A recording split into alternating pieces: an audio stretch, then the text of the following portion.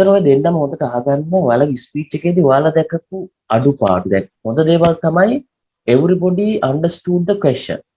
දෙන්නම question එක කිසි ප්‍රශ්නයක් නැතුව understood කරා. Anyway, with the confident you answered.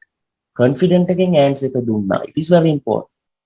එතකොට සාමාන්‍යයෙන් හොඳට මතක තියාගන්න මේ first question එක අහන්නේ සාමාන්‍ය ඒක පොඩ්ඩක් not tricky actually, very easy questions, very simple questions. එතකොට ඔයා උත්තර දෙනකොට එයාලා මයින දේවල් තමයි යෝ අනිවාර්යයෙන්ම language ability එක මයිනවා.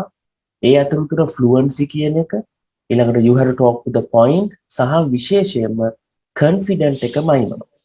ඒ confident එක මයින්. හරිද?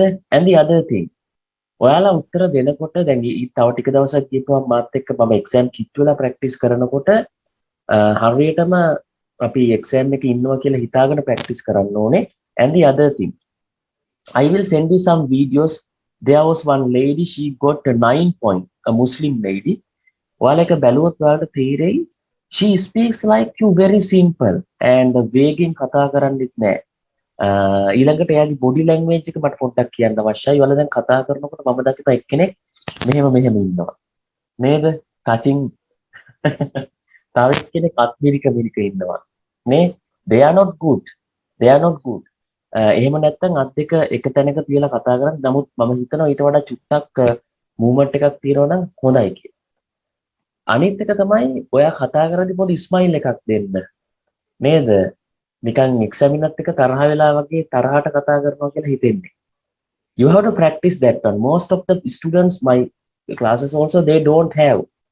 දැන් එක ස්ටුඩන්ට් කෙනෙක් ඉන්නවා එයා අනිවාර්යෙන් මම දන්නවා 7.5 වගේ දාන්න පුළුවන්. But the thing is කොච්චර කිව්වත් එයා ඔරවගෙන කතා කරන්නේ without any smile. ඒක naturally එන්න ඕනේ. මුල් දවස් ටිකේ බලෙන් කරන්න ටික වෙලාවක් යනකොට එනවා. ඒක ඉතා වැදගත් මේ එක්සැමිනර්ත් එක්ක මේ ෆ්‍රෙන්ඩ්ලි විදියට වැඩ කරන්න. මොකද එක්සැමිනර්ගේ සයිකොලොජි එක අපි දිනා ගන්න ඉතාමත් වැදගත්. Okay? හරි. එහෙනම් අපි සෙකන්ඩ් එකට යමු දැන්. Okay, Sureshi, we are going to start IELTS speaking task 2.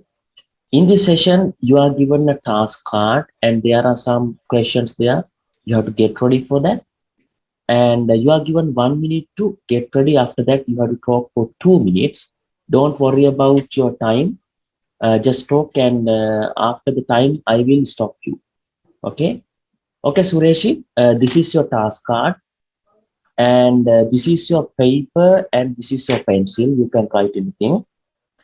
Okay. This is the question for you. I'll read that one for you.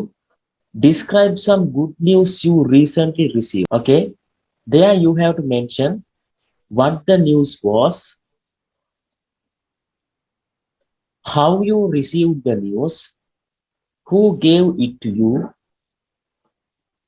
and finally you have to explain why this was good news.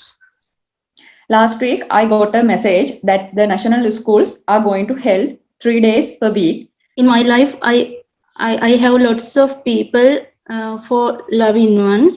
The mostly I love my grandmother.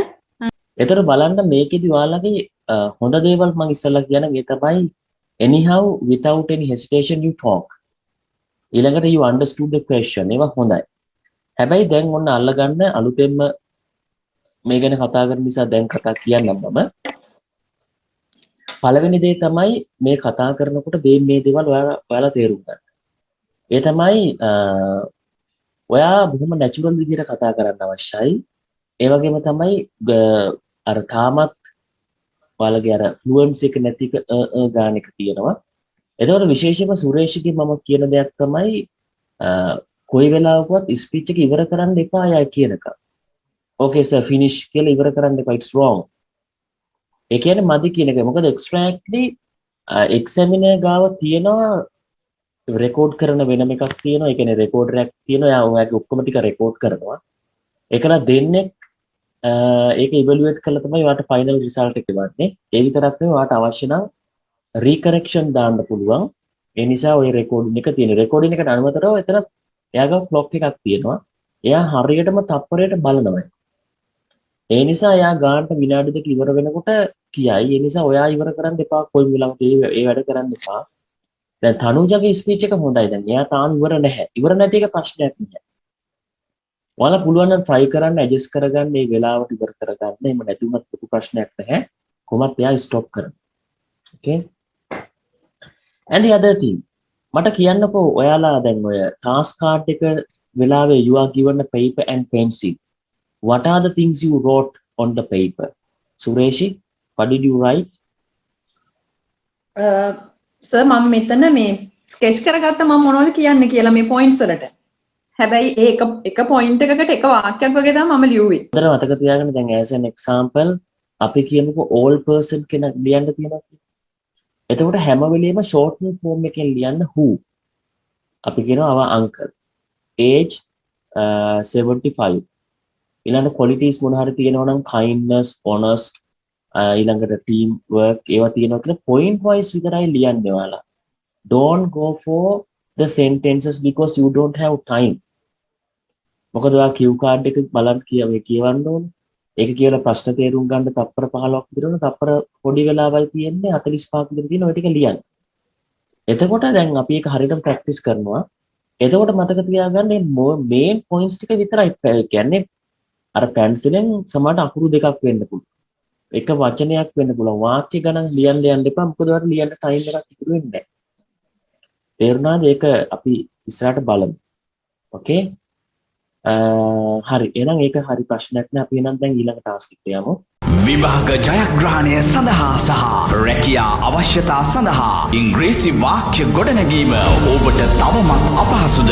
එසේනම් මෙන්න ඒ සඳහා ලංකාවේ ඇති හොඳම විසඳුම ජනප්‍රිය ඉංග්‍රීසි දේශක මලිත S වැලිපිටියගේ Tensors Active Voice and Passive Voice book අදම නිවසට ගෙන්වා ගැනීමට ඔබේ නම හා ලිපිනය 071 830 5757 අංකයට WhatsApp කරන්න. 9 10 11 ශ්‍රේණිවල සිසුන් සඳහා සහ වැඩිහිටි ඔබ සඳහා විශේෂයි.